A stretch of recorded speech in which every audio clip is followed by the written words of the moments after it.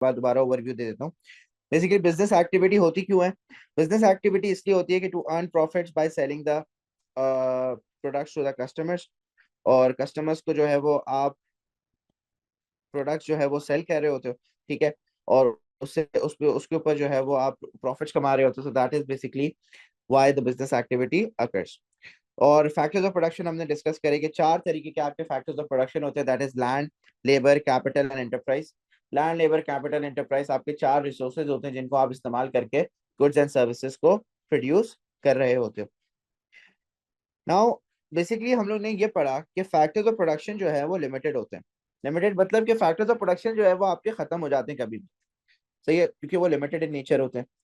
Where as आपकी जो wants होती है, जो कस्टमर्स को जो गुड्स एंड सर्विसेज जो जो डिमांड कर रहे होते हैं, वो अनलिमिटेड होती हैं, ठीक है। तो मतलब अगर आप unlimited wants of the customers इनको सेटिस्फाई करने के लिए आप लिमिटेड रिसोर्सेज इस्तेमाल करोगे, so there will be a problem which is known as scarcity. What is scarcity? Scarcity is the shortage of goods and services for the customers. आपके customers के लिए goods and services enough produce नहीं होते to satisfy all their wants due to the limited resources. So that this problem is named as scarcity. जैसे एक simple example देता हूँ, एक ग्लास है, ये जो ग्लास है इसमें सिर्फ 100 ml पानी आ सकता है, नॉट मोर देन 100 ml। लेकिन अगर इस ग्लास में आप 200 ml पानी डालने की कोशिश करेंगे तो क्या ग्लास में पानी आ जाएगा? नहीं, the water will overflow. Similarly, क्योंकि आपकी इकोनॉमी के अंदर रिसोर्सेज लिमिटेड है और उन लिमिटेड रिसोर्सेज की हेल्प से आप ज्यादा आउटपुट बनाने की कोशिश करते हो, तो डेफिनेटली प्रॉब्लम क्या आएगी कि there will be a shortage. आपके पास रिसोर्सेज इतने नहीं होंगे कि आप सबकी वांट्स को फुलफिल कर सको। So that is why we say that due to the limited resources there is a problem that the economy faces, that is the problem of scarcity, कि आपके पास इनफ रिसोर्सेज नहीं होते to produce the goods and services. अब इस situation में businesses क्या करते हैं? Businesses face another problem, that is the problem of choice. Businesses को क्योंकि उनके पास लिमिटेड रिसोर्सेज होते हैं, so they can not produce everything, they cannot produce everything, so that is why they have to select one thing and let go of the another. तो इस concept को हम कहते हैं opportunity cost. Opportunity cost can be defined as the next best alternative foregone within a given time period. For example, Mr. Ryan है एक individual, he is an individual, और mister Ryan जो है अभी बाहर फुटबॉल खेल रहे थे, और अब फुटबॉल खेलने के बाद वो एक सुपरमार्केट के अंदर आए और इनके पास जेब में 100 रुपए पड़े हैं। तो इनके सामने दो ऑप्शंस अवेलेबल हैं कि दैट इधर ही बाइज चिप्स और इधर ही buys a juice. Basically chips और जूस एक दूसरे के ऑल्टरनेटिव्स हैं, क्योंकि ये चिप्स खरीद सकता है या तो जूस खरीद सकता है, क्योंकि उसको भूख भी लग रही है और उसको प्यास भी लग रही है। अब मिस्टर रयान जो है वो जूस खरीद लेते हैं, ठीक है। तो जूस अगर इन्होंने खरीद लिया तो जूस से जो सेटिस्फैक्शन इनको मिलनी थी वो इनको मिल गई, लेकिन जो सेटिस्फैक्शन चिप्स खाने से मिलती, उनकी भूख खत्म हो जाती, वो सेटिस्फैक्शन नहीं मिली। तो ये बन गई आपकी अपॉर्चुनिटी कॉस्ट।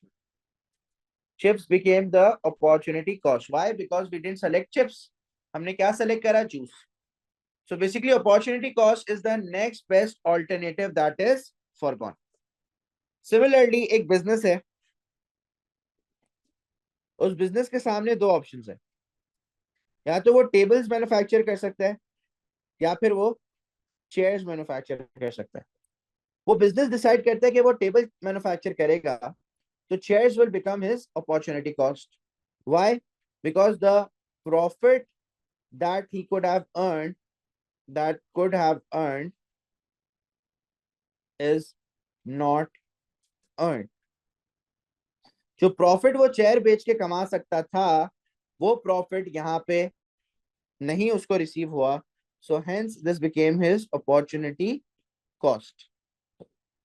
तो कोई भी फायदा जो आपको ना मिले क्योंकि आपने कोई और चीज सेलेक्ट कर ली है, तो वो जो फायदा जो आपको नहीं मिलेगा क्योंकि आपने कोई और चीज सेलेक्ट कर ली है, so that becomes your opportunity cost. आपको चिप्स खाने से भूख मिट सकती थी, लेकिन क्योंकि आपने जूस खरीद लिया तो आपको चिप्स वाला बेनिफिट नहीं मिला, तो that became your opportunity cost. इसी तरह आपने जो है वो टेबल्स बनाना शुरू करे, तो टेबल से आप प्रॉफिट अर्न करना शुरू कर दिया, और चेयर से जो प्रॉफिट हो सकता था वो प्रॉफिट आपको नहीं मिला, so that is known as opportunity cost. Chairs आपकी क्या बन गई? अपॉर्चुनिटी कॉस्ट बन गई। So this is the concept of opportunity cost. फिर उसके बाद एडेड वैल्यू का कॉन्सेप्ट इस चैप्टर के अंदर है। Now what is added value? Added value is the difference between the cost of bought materials and the selling price of the product. The difference between the cost of bought materials and the selling price of the product. This is known as added value. आप देखें हर business जो है वो value addition करता है। एक business cellphone बना रहा है तो वो कोशिश करेगा कि वो अच्छे से अच्छा सेलफोन बनाए, उसमें ज्यादा से ज्यादा वैल्यू एडिशन करे, और वैल्यू एडिशन करने के लिए लगते हैं आपके materials, raw material. For example J dot में आप जाके अनस्टिच क्लॉथ की प्राइस देखें और एक स्टिच कपड़े की प्राइस देखें, दोनों में क्या डिफरेंस होगा? दोनों में आपको क्लियरली दिख जाएगा कि जो स्टिच क्लॉथ है, सही है, वो बिल्कुल एक्यूरेटली सिला हुआ है और उसके हाई प्राइसेस हैं, और जो अनस्टिच क्लॉथ है क्योंकि वो अनस्टिच्ड है तो उसके प्राइसेस थोड़े से कम है। तो देखा जाए तो जे डॉट ने करा क्या है कि अनस्टिच क्लॉथ के अलग प्राइस हैं, और उसमें जब उसने वैल्यू एडिशन करी है, मतलब वो जो अनस्टिच क्लॉथ है उसके अंदर उसने वैल्यू एडिशन करी है, उसको टेलर करके उसने आपके सामने प्रेजेंट करा, तो उसके वो ज्यादा पैसे चार्ज कर रहे हैं। तो देखा जाए तो हर बिजनेस जो है वो वैल्यू एडिशन ही कर रहा होता है। हर बिजनेस रॉ मटेरियल में, समझ लो एक तरीके से एक रॉ चीज में जान डाल रहा होता है, उसको इस्तेमाल करने के लायक बना रहा होता है। तो हर बिजनेस का यही काम है, to add the value. So basically, value addition can be calculated by selling price minus the cost of bought in material. For example, यहाँ पे एक मैंने एग्जांपल दी हुई है कंस्ट्रक्शन कंपनी की। अ कंस्ट्रक्शन कंपनी जो है वो घर बिल्ड करती है, हाउस बिल्डिंग का काम कर रही है, तो उसको जो रॉ मटेरियल खरीदा उसने, जिससे उसने घर बनाया, वो रॉ मटेरियल उसको मिला 5 मिलियन का, लेकिन जो घर उसने सेल करा वो सेल करा 15 मिलियन का। Therefore, the added value is 10 million. How did we calculated it?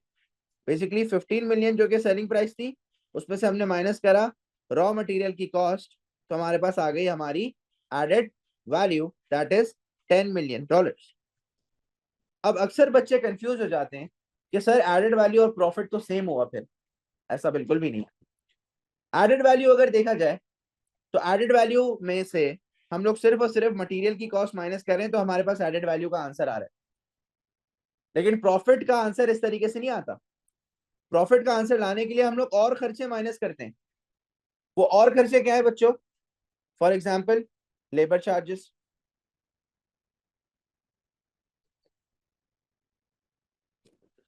Rent, bills, depreciation, expense, ये सारे खर्चे और भी माइनस करते हैं, तब जाके हमारे पास प्रॉफिट आता है।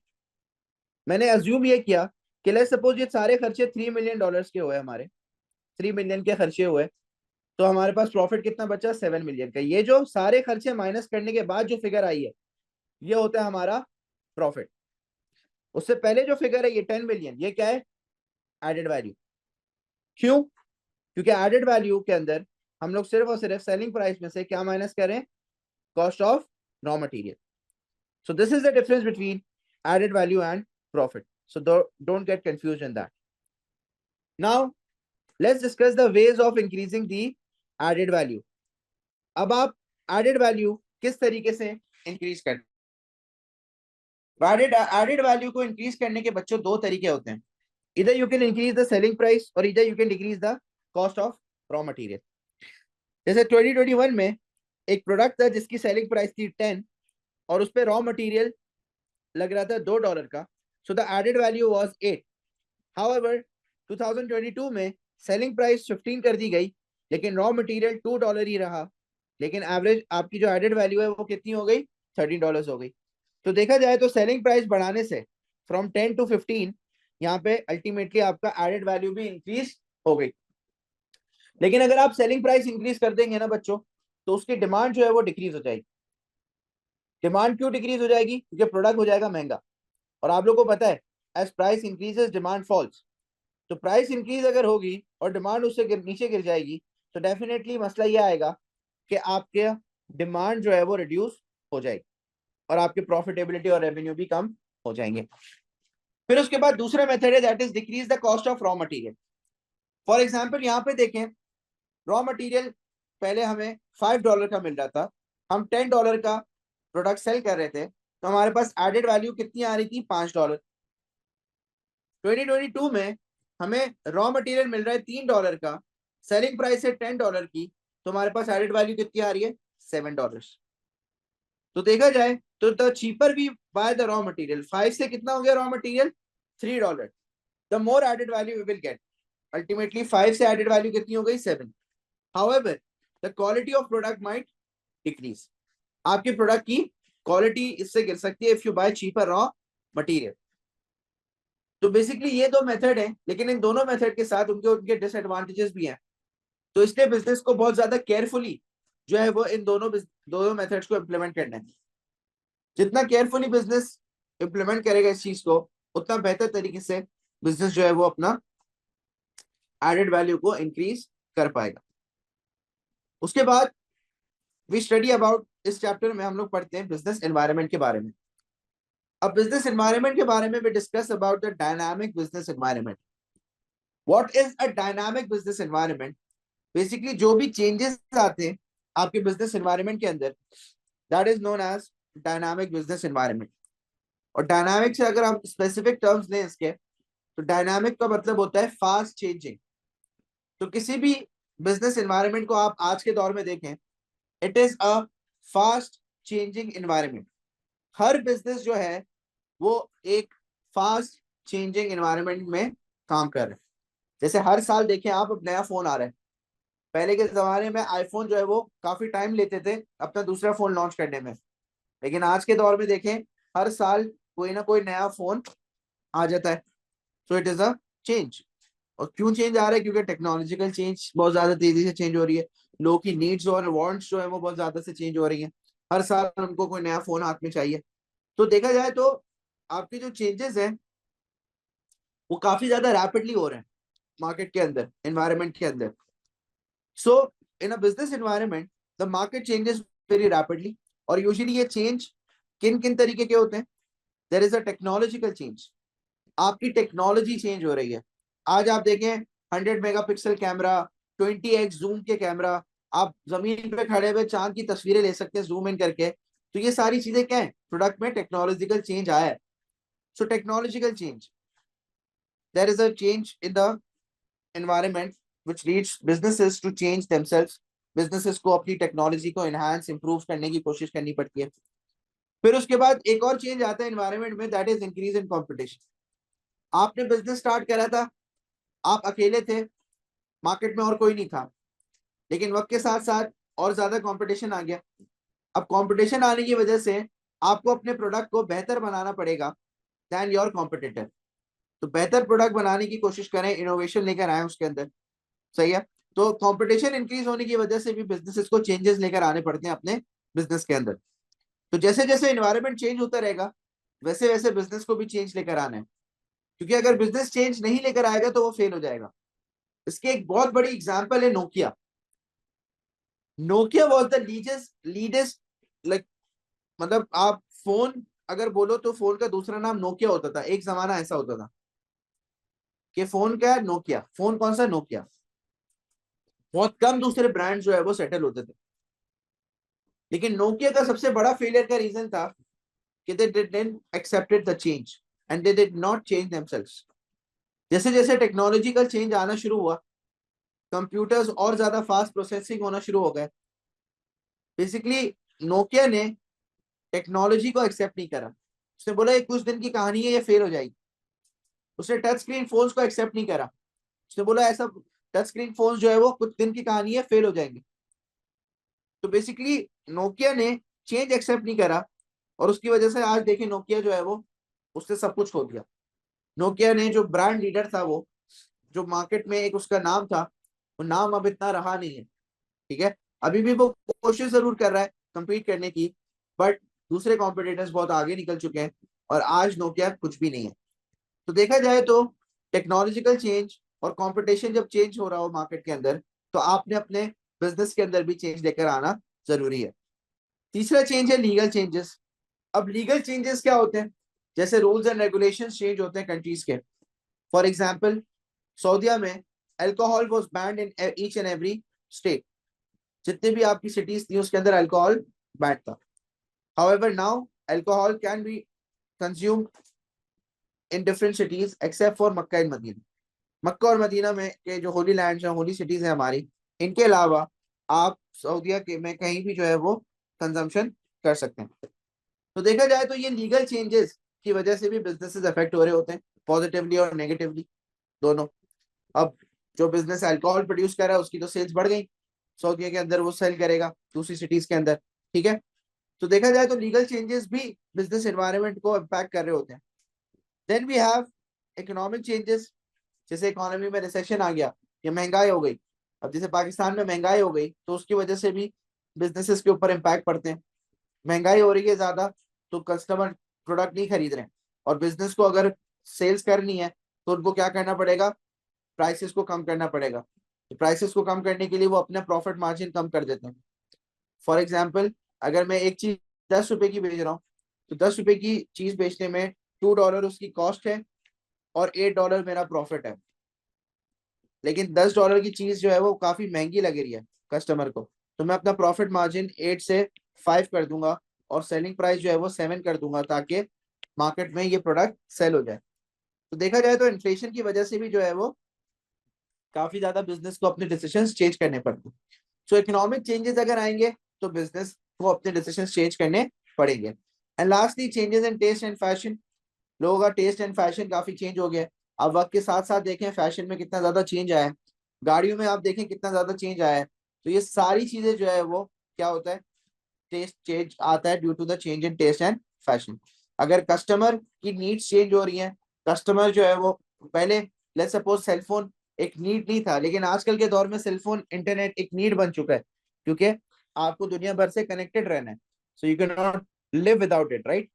सो बेसिकली देखा जाए तो आपके दुनिया भर में टेस्ट और फैशन काफी चेंज होते हैं, और उसकी वजह से बिजनेसेस को भी अपने चेंजेस लेकर आने पड़ते हैं। So these are the changes that occur in business environment. फिर बात करते हैं सक्सेसफुल होने बिजनेस का राज क्या है, कि व्हाई डू सर, बिजनेस। जी। सर आप लीगल चेंजेस की वो दे सकते हैं एग्जांपल, एक दो एग्जांपल्स और दे सकते हैं? लीगल चेंजेस की, लीगल चेंजेस की मैं एक दो एग्जांपल और देता हूँ। जैसे पाकिस्तान में, पाकिस्तान में जो है वो सर्टेन प्रोडक्ट्स जो है वो बैंड है। अब पाकिस्तान में अल्कोहल पब्लिकली सेल नहीं हो सकता कहीं भी। ठीक है, alcohol can not be sold publicly. Karachi के अंदर शीशा इज बैंड। सही है, स्मोकिंग, शीशा वगैरह ये सारी चीजें बैंड है, इस पर पाबंदी लगी हुई है। वो ये कि छुपे छुप छुप के सारी चीजें होती रहती हैं, लेकिन ऑन पेपर देखा जाए तो लीगली इट इज बैंड। ठीक है, अब लेट्स सपोज ये लीगली लीगल चेंज आ जाता है, ये अभी जो बैन हुई हुई थी चीजें ये अनबैन हो जाती हैं, तो अब क्या होगा? अब बिजनेसेस जो कि ये प्रोडक्ट सेल कर रहे हैं, बिजनेसेस जो ये प्रोडक्ट और बिजनेसेस जो ये प्रोडक्ट सेल करना चाह रहे हैं, वो बिजनेसेस फिर इस मार्केट में आना शुरू हो जाएंगे। सही है, तो बेसिकली बिजनेस को इस तरीके से इम्पैक्ट क्रिएट होगा कि बिजनेसेस जो हैं वो ज्यादा सेल्स करना शुरू कर देंगे इस चीज में। अभी तो बिजनेसेस चल रहे हैं लेकिन वो छुप छुप के सेल्स कर रहे हैं, तो इतनी ज्यादा ओपनली सेल्स नहीं हो रही। लेकिन एक चीज अनबैन हो जाएगी तो जाहिर सी बात है बिजनेसेस को और ज्यादा प्रॉफिटेबिलिटी होगी, because they will be selling it. तो देखा जाए तो कोई भी चीज, कोई भी लीगल चेंज, कोई भी लॉ, कोई चेंज होता है तो उसकी वजह, अब जैसे वुमेन इन वर्किंग, अब बिजनेसेस जो है पहले they use to hire men. क्यों? क्योंकि women were not allowed to work. लेकिन अगर ये बैन अपलिफ्ट हो जाता, बैन ये हट गया, सऊदीया में पहले women were not allowed to work, और वुमेन पूरा अबाया में बुरके में रहती थी। Women were not even allowed to come in their balconies. सही है, बेसिकली बैल्कनी में आके वो काम नहीं कर सकती अपने कुछ, इतना ज्यादा पाबंदी थी। लेकिन आज देखें तो ये सारे जो रूल्स एंड रेगुलेशन है ये चेंज हो गए। Now if women are allowed to work तो उससे बिजनेस को फायदा क्या होगा? उनको और ज्यादा लेबर फोर्स मिलेगी। तो देखा जाए तो जैसे जैसे एनवायरनमेंट चेंज होता है, वैसे वैसे आपके बिजनेसेस के ऊपर भी इम्पैक्ट्स आ रहे होते हैं, whether it can be positive and negative as well. तो लीगल चेंजेस की वजह से भी बिजनेसेस के ऊपर इम्पैक्ट आता है। तो एनवायरनमेंट में कोई भी ये चेंज आएगा तो बिजनेस को अफेक्ट करेगा, और बिजनेस को भी फिर उस हिसाब से अपने बिजनेस के अंदर चेंजेस लेकर आने होंगे। सो these are the changes that occur in the business environment. Moving on to why do businesses succeed? अब businesses successful कैसे होते हैं? What is the formula behind it? Number one, good understanding of consumer demands. अगर आप customer की demand को पहचान लें, समझ लें, आपको पता है कि एग्जैक्टली कस्टमर को क्या चीज चाहिए, so your business will succeed, क्योंकि आप एग्जैक्टली वही चीज बनाओगे जो कि कस्टमर को चाहिए। Secondly, adapt to changes in the market quickly. You will be able to adapt to the changes in the market quickly. आप अपने मार्केट में जो भी चेंजेस हैं, if you are able to adapt to it quickly, जो अभी हमने ये चेंजेस पढ़े, तो आपका क्या होगा, आपका बिजनेस सक्सेसफुल हो जाएगा। फॉर एग्जाम्पल, एक कस्टमर को अब ब्लैक शर्ट नहीं पसंद आ रही, अब एक कस्टमर को रेड शर्ट पसंद आ रही है, तो आप रेड शर्ट बनाना शुरू कर दो। The more earlier you will identify the demand and the changes to it, and the more earlier you are able to provide the product to the customer, तो आपका बिजनेस सक्सेसफुल हो जाएगा। फिर उसके बाद, having ample amount of capital and sources of finance. पैसा बहुत होना चाहिए आपके पास। If you have ample amount of sources of finance and capital, तो आपका रिस्क ऑफ फेलियर वहां पे थोड़ा कम हो जाता है, and there are high chances that the business will succeed. क्योंकि जहां पे आपको पैसों की जरूरत पड़ती है, वहां पे आपके पास पीछे पैसे पड़े होते हैं। तो जब आपकी कैपिटल या सोर्स ऑफ फाइनेंस आपके पास ज्यादा होगा, तो डेफिनेटली आपका बिजनेस फेलियर की तरफ नहीं जाएगा, बल्कि सक्सेसफुल हो जाएगा। And lastly we have efficient management. Efficient management का मतलब ये है कि अगर आपके पास अच्छे मैनेजर्स होंगे, स्किलफुल मैनेजर्स होंगे, जो कि प्रॉपर तरीके से अपने रिसोर्सेज को मैनेज कर रहे हैं, so that will help you your business become successful. तो अगर बिजनेस को सक्सेसफुल होना है, तो उसको एग्जैक्ट नीड आइडेंटिफाई करनी है कि उसके पास, उसके जो कस्टमर है उनको क्या चीज चाहिए। एग्जैक्ट आपको जो है वो अपने मार्केट में चेंजेस कोई आ रहे हैं अगर, तो उनको क्विकली अडेप्ट कर लेना चाहिए। आपके पास पैसों की कमी नहीं होनी चाहिए। You should have enough amount of sources of finance, and you should have efficient managers. ये सारी चीजें अगर आपके पास नहीं होंगी, आपका बिजनेस फेल हो जाएगा। सही है। तो you should make sure that कि आपके पास ये चारों चीजें मौजूद हों to make the business successful. Then we have the difference between an entrepreneur and an entrepreneur. अब एक और कॉन्सेप्ट है, वो ये है कि बिजनेसेस के अंदर दो लोग होते हैं, एक जो रिस्क उठाता है और एक जो नया आइडिया लेकर आता है। ठीक है। बेसिकली इनको हम कहते हैं एंटरप्रेन्योर और एंटरप्रेन्योर। अब एंटरप्रेन्योर कौन होता है? Entrepreneur is the person who takes risk, combines all the factors of अस्सलाम production sir. to start a business activity. वालेकुम अस्सलाम। कौन? शयान। शयान। अच्छा। So entrepreneur is the person who takes risk, combines all the factors of production to start a business activity. तो entrepreneur वो बंदा होता है जो कि सारा रिस्क उठाता है, कंबाइन करता है सारे फैक्टर्स ऑफ प्रोडक्शन को। On the contrary, entrepreneur कौन होता है? Entrepreneur is the person within the business who comes up with an idea, and the business then takes the risk to implement it. For example, Google. अब Google जो है, सही है, it is a search engine. Google एक business नहीं है, Google is a search engine. Actually, Google is owned by Alphabet Inc. Alphabet Inc. एक corporation है, वो Google को ओन करती है। अब Google के आप बहुत सारे प्रोडक्ट्स देखते होंगे। अब गूगल अर्थ है, गूगल मैप्स है, जीमेल है। तो Gmail was an idea of an entrepreneur, of an employee. यार हम लोग एक मेल क्यों नहीं बनाते? Google Earth was an idea of an employee. तो बेसिकली जो एम्प्लॉयज आइडियाज लेकर आ रहे हैं, और उस पे किसने पैसे लगाए? अल्फाबेट इंक ने पैसे लगाए। ठीक है, कि उन्होंने जो है वो उस आइडिया पे पैसे लगाए। तो the idea was from the entrepreneur, but entrepreneur के पास पैसे नहीं है, वो खुद पैसे नहीं लगाएगा, आपको बिजनेस को प्रोवाइड करने पड़ेंगे उसको पैसे। तो देखा जाए तो एंटरप्रेन्योर और एंटरप्रेन्योर में यही फर्क है कि entrepreneur is the original owner, वो रिस्क लेता है, और entrepreneur comes up with the idea, और अगर बिजनेस को वो आइडिया अच्छा लगता है, तो फिर बिजनेस उस एंटरप्रेन्योर के बिहाफ पे रिस्क उठाता है। ठीक है, और वो कंप्लीटली उस एंटरप्रेन्योर को, उस एम्प्लॉय को रिस्पॉन्सिबल बना देता है कि भाई आप इसकी सारी एक्टिविटीज देखोगे और हमें ये प्रोडक्ट सक्सेसफुल चाहिए। तो एंटरप्रेन्योर कल्चर जो है वो आपको काफी ज्यादा अपने बिजनेस के अंदर रखना चाहिए, क्योंकि इससे नए आइडियाज आते हैं। आज यूनिलीवर के पास 150 से ज्यादा प्रोडक्ट्स हैं। आज आप गूगल जो है वो नई नई चीजें लेकर आ रहा होता है अपने प्रोडक्ट्स के अंदर। मेटा के अंदर जो है आप देखें, फेसबुक, इंस्टाग्राम, व्हाट्सएप, हर वक्त हर अपडेट में कोई ना कोई नई चीज आ रही होती है। तो ये सब क्यों आ रही है? क्योंकि एंटरप्रेन्योरियल कल्चर वहां पे बहुत ज्यादा फॉलो होता है कि एम्प्लॉय को अगर कोई आइडिया आ रहा है फौरन से बताए हमें, हम देखेंगे अगर वो आइडिया फीजेबल है, उस आइडिया में कोई चेंजेस आ सकते हैं, वो आइडिया बेहतर हो सकता है, तो हम उस आइडिया को बेहतर बना के अपने बिजनेस के अंदर लॉन्च करेंगे। स्पेस एक्स, टेस्ला, कल की न्यूज है कि Tesla has become a $1 trillion company. $1 trillion company, trillion dollar मतलब के मिलियन, बिलियन और फिर ट्रिलियन, ठीक है, मतलब पाकिस्तान की इकोनॉमी से ज्यादा बढ़ते हैं टेस्ला की। तो टेस्ला $1 ट्रिलियन एक बिजनेस बन चुका है, ठीक है। और ये $1 ट्रिलियन एक बिजनेस कैसे बना? Again entrepreneurial culture. एंटरप्रेन्योर्स बहुत इंपॉर्टेंट होते हैं आपके बिजनेस के लिए, because they come up with new ideas. आप जितना ज्यादा, अब टेस्ला के पास एंटरप्रेन्योर्स हैं।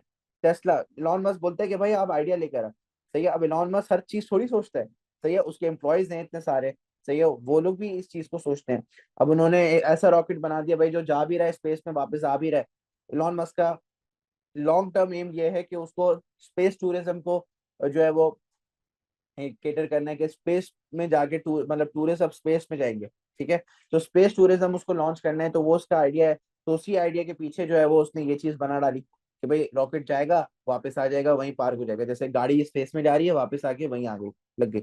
तो इस तरीके से इंटरप्रेन्योरियल कल्चर से नए आइडियाज आते हैं, नए प्रोडक्ट्स आते हैं, और आपका बिजनेस बेहतर और बेहतर होता रहता है।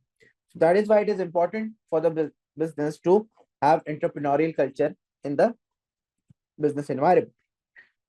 फिर उसके बाद क्वालिटीज ऑफ एंटरप्रेन्योर्स और एंटरप्रेन्योर्स। अब एंटरप्रेन्योर और एंटरप्रेन्योर देखें, दोनों का काम तो सेम है। दोनों क्या लेते हैं? दोनों के पास आइडिया होता है, लेकिन फर्क सिर्फ इतना है रिस्क टेकिंग एबिलिटी का। एंटरप्रेन्योर खुद रिस्क उठाता है, एंटरप्रेन्योर के लिए बिजनेस रिस्क उठाता है, सही है। तो लेकिन दोनों के काम सेम है, तो दोनों के क्वालिटीज भी सेम होनी चाहिए। जैसे कि both should be innovative, that means new, bring in new ideas into the business. Both must be committed and self motivated, committed होने चाहिए, सेल्फ मोटिवेटेड होने चाहिए। उनको मोटिवेट करने कोई नहीं आता, सही है। They should be self motivated, they should be committed to the business, they should be multi skilled, हर काम उनको आना चाहिए, क्योंकि कभी भी कोई भी काम करना पड़ जाता है। They should have good leadership skills, अपने पास जो एम्प्लॉयज लिखे हुए हैं उनको लीड करे, अपने पास जो एम्प्लॉयज रखेगा एंटरप्रेन्योर या एंटरप्रेन्योर, उनको लीड करे, उनको मोटिवेट करे, उनको जो है वो मोटिवेट करे कि वो नए आइडियाज लेकर आए, अच्छी तरीके से काम करे। सेल्फ कॉन्फिडेंट होना चाहिए। एक एंटरप्रेन्योर या entrepreneur should be self confident, सही है, खुद पे भरोसा होना चाहिए कि जो भी डिसीजन वो ले रहा है वो सही ले रहा है, ठीक है। एंड रिस्क टेकिंग भी होनी चाहिए दोनों में, दोनों में रिस्क टेकिंग भी होनी चाहिए। अब देखें एंटरप्रेन्योर तो रिस्क नहीं ले रहा, बेसिकली एंटरप्रेन्योर जो है वो रिस्क लेता है इन बिजनेस ग्रोथ।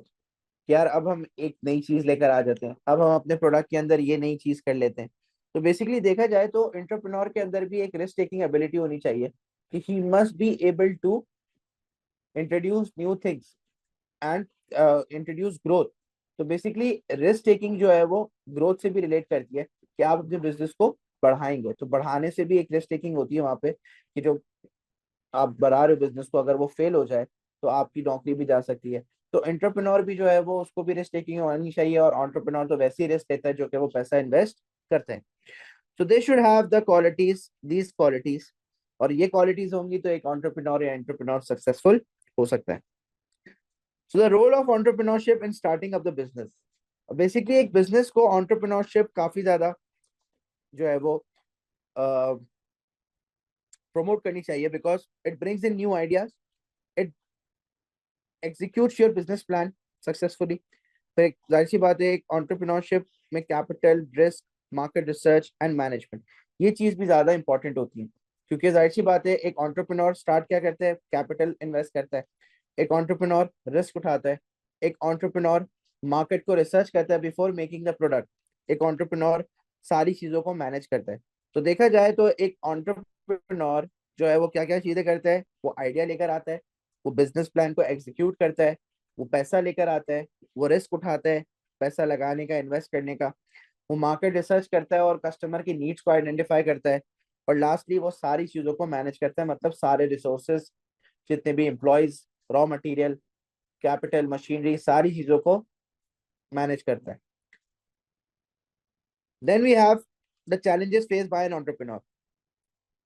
आप लोग आज बिजनेस खोलने जाएंगे तो ये चैलेंजेस आपको फेस करने पड़ेंगे। सबसे पहला challenge, difficult to identify successful business opportunities. आपको सक्सेसफुल बिजनेस अपॉर्चुनिटी ढूंढने में मसला होगा कि यार बिजनेस करूं तो किस चीज का करूं। सारे तो बिजनेस खुले हुए, फास्ट फूड रेस्टोरेंट खुले हुए हैं, होटल, चाय के होटल इतने खुले हुए हैं, सही है, मतलब आप कोई भी बिजनेस, क्लोथिंग देखें आप, ऑनलाइन क्लोथिंग बिजनेस इतने खुले हुए हैं, सही है, शूज, जूते वगैरह सारे बिजनेस खुले हुए हैं। तो एक तो बिजनेस अपॉर्चुनिटी, आइडिया ढूंढने में आपको काफी ज्यादा चैलेंज फेस होगा। चलो आपने आइडिया ढूंढ लिया, डिफिकल्ट टू रेज फाइनेंस, पैसे कौन देगा? अब्बा अम्मा तो पैसे देंगे नहीं, सही है, अब्बा सिर्फ रिश्तेदारों को पैसे दे सकते हैं, अपनी औलाद को उनको भरोसा नहीं होता, तो क्योंकि वो पैसे डुबा देगा। फिर उसके बाद दोस्तों के पास जाओ पैसे मांगने, दोस्त वैसे ही कंगाल होते हैं, दोस्तों के पास पैसे होते ही नहीं है, तो दोस्तों से भी पैसे नहीं मिलेंगे। बैंक के पास जाओ तो बैंक बोलेगा बेटा अपनी हालत देखो, और फिर पैसे मांगो, जितने पैसे आप मांग रहे हो वो आप जो है वो उस लायक नहीं हो, तो बैंक भी आपको जलील करके निकाल देगा। तो बेसिकली पैसे कहाँ से आएंगे नहीं पता। Difficult to determine location, location क्या सेलेक्ट करूं? चलो पैसे मिल भी गए, पैसे मिल गए, कहीं ना कहीं से आपने जुगाड़ करके, अपने कुछ एसेट्स थे आपके पास वो बेच के आपने पैसे रेज कर लिए। अब जगह क्या डिसाइड करें? जगह ढूंढना बड़ा मुश्किल है, सही है, महंगी जगह है जहाँ पे कस्टमर ज्यादा आ सकता है लेकिन वो जगह महंगी है, जहाँ पे कस्टमर्स का नामो निशान नहीं है वो जगह मिल रही है अपने पैसों में सस्ती। तो जगह ढूंढना भी एक चैलेंज है कि भाई जहाँ पे कस्टमर्स का इन्फ्लो, तारिक रोड पे मेन जगह है, वहां पे मैं फास्ट फूड रेस्टोरेंट खोल सकता हूँ, बहुत इन्फ्लो है कस्टमर्स का, लाजिम सेल्स होगी, लेकिन तारिक रोड का रेंट ही जो है वो महीने का 2 लाख रुपए है दुकान का। ऑन द कॉन्ट्री, एक जगह है बिल्कुल अंदर गलियों में बनी हुई है, सही, कोई कस्टमर वहां पे भटके भी ना, वो जगह मिल है मुझे 50,000 किराए में। तो देखा जाए तो 2 लाख रुपए मेरे पास है नहीं, जो बजट में है वहां पे कस्टमर नहीं आएंगे। तो लोकेशन ढूंढना भी काफी मुश्किल टास्क है, चैलेंज है। फिर कंपटीशन, एक और चैलेंज है। चलो आपने अच्छी लोकेशन ढूंढ भी ली, अब वो जो अच्छी लोकेशन होगी ना, वहां आसपास कंपटीशन लाजिम होगा, या कंपटीशन अगर नहीं भी था तो आ जाएगा, सही है, फिर कंपटीशन को आपको फेस करना पड़ेगा। और फिर चलो कंपटीशन को आपने फेस भी कर लिया, लेकिन कंपटीशन हमेशा आपके कस्टमर काटने की कोशिश करेगा। तो कस्टमर काटने की कोशिश करने में you will have difficulty in building a customer base. आप कस्टमर जो है वो अपने क्रिएट करने में काफी ज्यादा मुश्किल फेस करोगे। So it will be difficult for the business to build a customer base. So these are the challenges that usually an entrepreneur faces when he starts up the business। आप जब भी business खोलेंगे तो इंशाल्लाह तो आप लोग को ये चैलेंजेस से ओवरकम करना पड़ेगा। ये चैलेंजेस से ओवरकम कर जाएंगे, आधा मामला डन, सही है। फिर उसके बाद अब आप पे डिपेंड करता है आपके प्रोडक्ट में कितना एबिलिटी है, आपके अंदर कितनी एबिलिटी है to sell the product, but you will face these challenges, ठीक है। फिर उसके बाद हम लोग दो चीजें और डिस्कस करते हैं इस चैप्टर के अंदर, that is business risk and uncertainty. ये बिजनेस रिस्क और अनसर्टेनिटी में क्या फर्क होता है? हम लोग अभी कब से यही बात कर रहे हैं कि एंटरप्रेन्योर जो है वो रिस्क उठाता है, एंटरप्रेन्योर जो है वो रिस्क लेता है, सही है। अब एंटरप्रेन्योर अगर रिस्क लेता है तो क्या रिस्क लेता है वो, what is the risk taken by an entrepreneur? जाहिर सी बात है, वो बिजनेस में पैसे लगाता है तो देयर आर चांसेस के पैसे डूब भी सकते हैं, ठीक है। लेकिन वो क्या करते हैं, वो प्रिपेयर करते हैं उसके लिए कि यार मैं कोशिश करूंगा, मैं प्लानिंग करूंगा कि मैं जो हूँ अपने पैसे ना डुबाऊं, या मेरे पैसे जो है वो ना डुबे। तो देखा जाए तो रिस्क, आपको पता होता है कि यार ये रिस्क है जो मैं उठा रहा हूँ, और उसके लिए आप प्रिपेयर्ड होते हो, और रिस्क को आप कम कर सकते हो।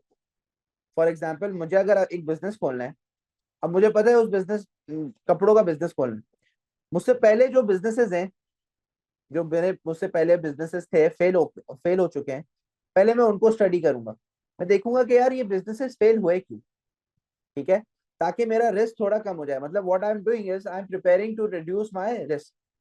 तो रिस्क आपको पता होता है कि क्या रिस्क है, कितना रिस्क है, और वो रिस्क आप कम भी कर सकते हो। लेकिन अनसर्टेनिटी इज अननोन कंप्लीटली, वल्लाह आलम, पता ही नहीं है आपको कि क्या होने वाला है आगे। 2019 में एक बंदे ने बिजनेस स्टार्ट करा। 2019 में उसको, उसका स्टार्टअप ही था समझ लो, सही है। और 2020 तक उसने ये सेट करा हुआ था कि यार मैं 2019 में सरवाइव कर चुका हूँ, अब 2020 में मैं प्रॉफिट मैक्सिमाइज करूंगा। 2020 19 के एंड में एक खबर फैली थी कि भाई कोविड एक बीमारी है जो कि आ गई है। 2019 के एंड में पाकिस्तान में वो बंदा बिजनेस अपना ऑपरेट कर रहा था। उसने बोला चलो चाइना में आई है, पाकिस्तान में तो नहीं आई, मैं अपना ऑब्जेक्टिव सेट करूंगा, प्रॉफिट मैक्सिमाइजेशन। देखते ही देखते मार्च के अंदर जो है वो पाकिस्तान के अंदर कुछ कोविड के केसेस आए, और पाकिस्तान में भी जो है वो लग गया लॉकडाउन। अब ये क्या था, बिल्कुल अनसर्टेनिटी। उसको पता पता ही नहीं था कि पाकिस्तान में लॉकडाउन लग जाएगा, पाकिस्तान में बिजनेसेस बंद हो जाएंगे। जो उसने ऑब्जेक्टिव सेट करा हुआ था अपना प्रॉफिट मैक्सिमाइजेशन का, वो अचीव नहीं हुआ। तो बिजनेस अनसर्टेनिटी क्या होती है, unknown and cannot prepare to reduce the impact. Risk आप प्रिपेयर कर सकते हो रिस्क के लिए, और उसका इम्पैक्ट रिड्यूस कर सकते हो। लेकिन एक चीज है जिसका इम्पैक्ट आप रिड्यूस नहीं कर सकते, that is your uncertainty. Uncertainty का इम्पैक्ट आप रिड्यूस नहीं कर सकते। तो Covid was an uncertainty, whereas risk of startup, जो पैसा आप इन्वेस्ट करते हो वो आप कम भी कर सकते हो उस रिस्क को। तो बिजनेस रिस्क और अनसर्टेनिटी में ये फर्क होता है। फिर उसके बाद जो एंटरप्राइज, जो एंटरप्रेन्योर्स के बिजनेसेस जो स्टार्ट होते हैं, उनको कंट्रीज का भी बहुत ज्यादा सपोर्ट मिलता है। आप एक बड़ा बिजनेस स्टार्ट करेंगे, और अगर आपका बिजनेस अच्छा चल गया, तो कंट्रीज भी आपको सपोर्ट करेंगी। Now, how enterprise helps in development of a country. अब कंट्रीज आपको सपोर्ट क्यों करेंगी, क्योंकि आप कंट्री की सपोर्ट करते हो। जाहिर सी बात है, गवर्नमेंट जो है, जैसे साउथ कोरिया की अगर हम बात करें, तो साउथ कोरिया के अंदर बेसिकली उनकी जो जीडीपी का कंट्रीब्यूटर है, हाईएस्ट कंट्रीब्यूटर है, वो है सैमसंग। तकरीबन अगर 100% जीडीपी है ना, तो 70% समझ लो सैमसंग कंट्रीब्यूट कर रहा है। इतना बड़ा बिजनेस है सैमसंग इन साउथ कोरिया। मतलब 30% दूसरे बिजनेसेस कर रहे हैं और 70% सैमसंग है। तो सैमसंग जो है वो साउथ कोरिया की डेवलपमेंट में कैसे हेल्प करता है। सबसे पहले तो वो टैक्स रेवेन्यू प्रोवाइड करता है गवर्नमेंट को, वो इंक्रीज करता है अपना आउटपुट, तो कंट्री का आउटपुट इंक्रीज होता है, इकोनॉमिक ग्रोथ होती है कंट्री की। जाहिर सी बात है, सैमसंग जितना आउटपुट प्रोड्यूस करेगा, उतना ज्यादा कंट्री के अंदर ग्रोथ होगी। Increase the exports which can increase the foreign currency. Exports बढ़ाते हैं सैमसंग कंट्री के लिए। साउथ कोरिया से सारे फोन दूसरी कंट्रीज में जा रहे होते हैं, that is increase in exports for the south Korean economy. Reduces unemployment, unemployment reduce करता है। सैमसंग साउथ कोरियन पीपल को क्या देता है, एम्प्लॉयमेंट प्रोवाइड कर रहा है। Innovation and technological change, innovation आती है, टेक्नोलॉजिकल चेंज सैमसंग लेकर आते हैं उस कंट्री के अंदर। साउथ कोरिया के अंदर इनोवेशन है, टेक्नोलॉजिकल चेंज है। आपने मूवीज वगैरह, ड्रामे वगैरह आजकल बहुत ज्यादा देखते हैं बच्चे कोरियन, तो उसके अंदर जो है वो आप देखते होंगे कि कितनी डेवलपमेंट हुई है, क्या टेक्नोलॉजी इस्तेमाल होती है वहां पे। तो बेसिकली टेक्नोलॉजिकल और इनोवेशन भी जो है वो ये बिजनेसेस लेकर आते हैं। तो देखा जाए तो अब जैसे सैमसंग ने फोल्डिंग फोन्स बना लिए, फोल्डिंग फोन्स क्या एक इनोवेशन है ना, जो उसने दुनिया भर को लाके दिए। तो देखा जाए तो this is how the businesses or enterprise helps a country. Now the last thing in this chapter is business plan. और बिजनेस प्लान्स क्या होते हैं, बिजनेस प्लान का कॉन्सेप्ट क्या है। बिजनेस प्लान बेसिकली देखें, आप लोग को मैं बोलूं कि आज आपने बिजनेस स्टार्ट करना है, तो कल आप लोग बिजनेस स्टार्ट नहीं करेंगे, तो ये खड़े हो जाएंगे आप लोग कि भाई कल से मैं बिजनेस स्टार्ट करूंगा, नहीं। आपका 100% चांस होगा कि बिजनेस फेल हो जाएगा। A goal without a plan is just a failure. हमेशा याद रखिएगा कि जब भी आप कोई गोल सेट करते हो, कोई एम सेट करते हो, उसके पीछे प्लानिंग जरूर करें, सही है। क्योंकि अगर आप प्लानिंग नहीं करोगे, तो आप 100% किस तरफ जा रहे हो, फेलियर की तरफ जा रहे हो। तो आप जब एक बिजनेस स्टार्ट कर रहे हो, अपना पैसा लगाओगे उसमें, सही है, तो जाहिर सी बात है आपसे आपकी मेहनत का कमाया हुआ पैसा है, आप वो पैसा इन्वेस्ट करने जा रहे हो कहीं, तो आप कोशिश करोगे रिस्क को कम करने की। और रिस्क कम कैसे होगा, by making a business plan.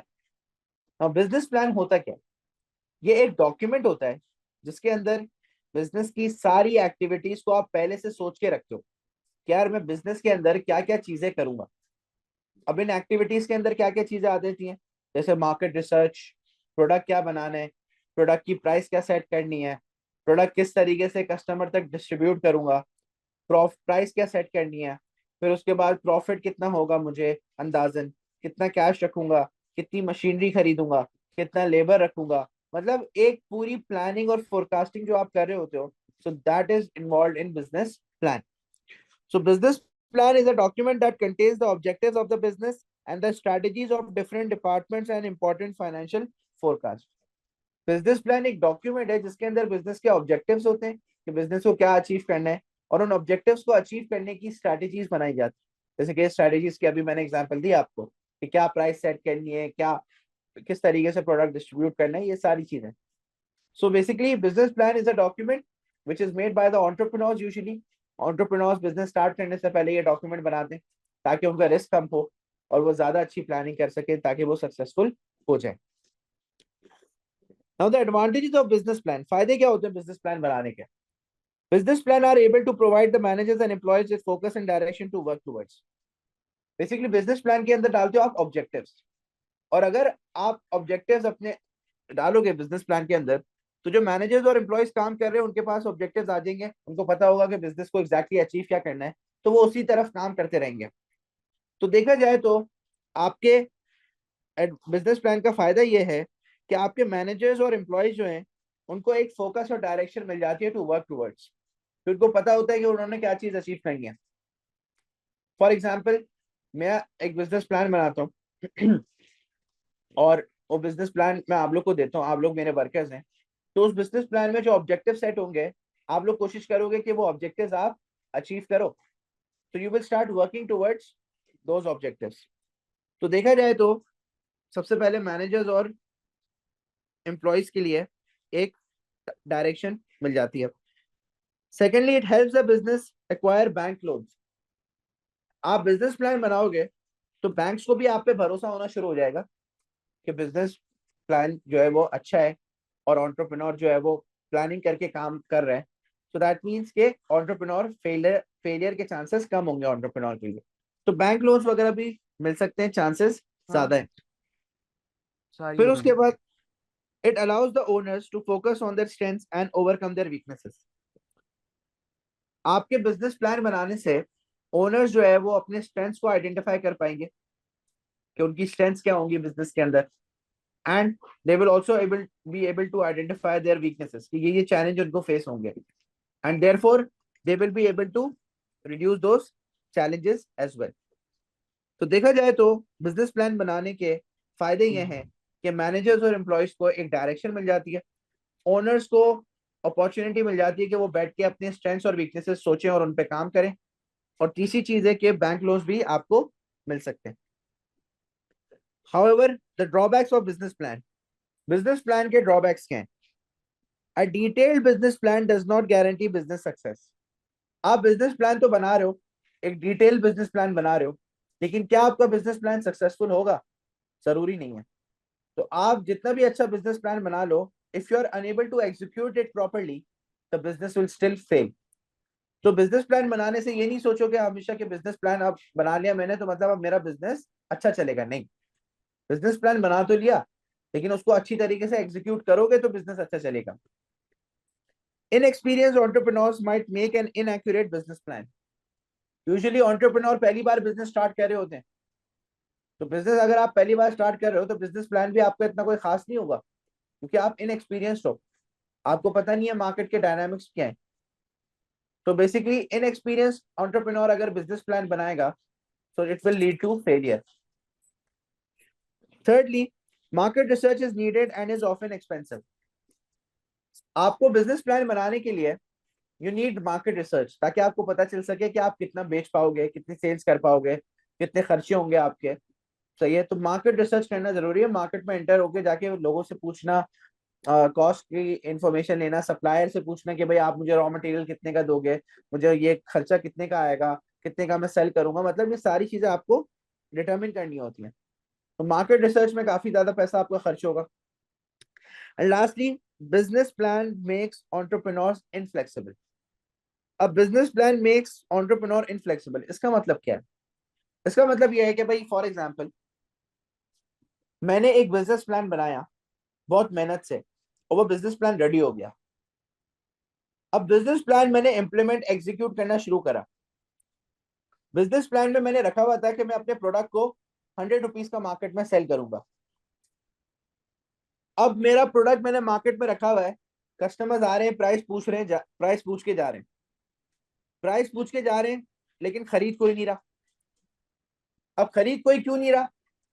क्योंकि बराबर थोड़ा सा आगे जाके एक और कॉम्पिटिटर है जो कि सेम प्रोडक्ट 80 रुपीज का बेच रहा है। अब मैंने अपने बिजनेस प्लान में क्या प्राइस चार्ज करी हुई थी? अब मैंने अपने बिजनेस प्लान में जो है वो क्या प्राइस चार्ज करी हुई थी? 100 रुपीज। ठीक है। हाउएवर कॉम्पिटिटर आ गया मार्केट में, और कॉम्पिटिटर अब कितने का सेल कर रहा है? 80 रुपीज का सेल कर रहा है। तो अल्टीमेटली हुआ क्या? मैं अपनी प्राइस 100 से नीचे नहीं कर रहा। क्यों? क्योंकि मैंने बिजनेस प्लान में 100 प्राइस सेट करी हुई थी। तो मैं क्या हो गया? मैं इनफ्लेक्सिबल हो गया। इनफ्लेक्सिबल होने का मतलब क्या है? कि मैं अपने बिजनेस प्लान को ही फॉलो कर रहा हूं, और अब मैं उससे हट नहीं रहा। अपने बिजनेस प्लान से मैं हट नहीं रहा, मैं उसी पे टिका हुआ हूं। तो एक बार जब आप प्लानिंग कर लेते हो, बिजनेस प्लान कर लेते हो, और कोई इन्वायरमेंटल चेंज हो जाता है, जैसे मैंने बिजनेस प्लान बनाते हुए मेरा कोई कॉम्पिटिटर नहीं था, मैंने ये देखा था। लेकिन जब तक बिजनेस प्लान इंप्लीमेंट हुआ और मार्केट के अंदर में आया, तो एक और कॉम्पिटिटर आ गया। तो देखा जाए तो अगर मार्केट एनवायरनमेंट चेंज हो रहा है और उसकी वजह से आपको अपने बिजनेस प्लान को भी चेंज करना पड़े, तो आप वो प्लान चेंज करो। लेकिन अक्सर होता क्या है कि ओनर्स क्योंकि इतनी मेहनत करके बिजनेस प्लान बनाते हैं कि वो चेंजेस लेकर आना नहीं चाहते, और उसकी वजह से फिर वो फेल हो जाते हैं। तो usually business plan make the owners और एंटरप्रेन्योर्स इनफ्लेक्सिबल। तो ये आपका पूरा चैप्टर 1 यहाँ पे एंड होता है। चैप्टर 1 में सिर्फ यही चीज है, सही है। और हम लोग जो नॉर्मल क्लास है उसके अंदर हम लोग आंसर राइटिंग वगैरह प्रैक्टिस करते रहेंगे। ये संडे को बस एक क्लास हुआ करेगी शॉर्ट, जिसमें हम लोग जो है 1 घंटे की, जिसमें हम लोग बस टॉपिक्स को रिवाइज कर रहे होंगे एज अ बैकअप। ठीक है। तो बैकअप के लिए ये मैंने क्लासेस रखी हैं, तो आप लोग को अगर बैकअप की जरूरत है तो आप ज्वाइन करें। जिनको बैकअप की जरूरत नहीं है, उन्होंने नहीं ज्वाइन करा, वो शुरू से पढ़ रहे हैं, या उनका ऑलरेडी टॉपिक मेरी दूसरी रिकॉर्डिंग से हो चुका है। So this is the first chapter. अब नेक्स्ट क्लास में हम लोग चैप्टर 2 स्टार्ट करेंगे, विच इज सोल डेटा partnership, private limited and public limited company. तो उसके ऊपर मेरा ओवरव्यू थोड़ा तेज रहेगा, क्योंकि वो चैप्टर थोड़ा लंबा है और मुझे एक ही क्लास में खत्म करना है। ठीक है।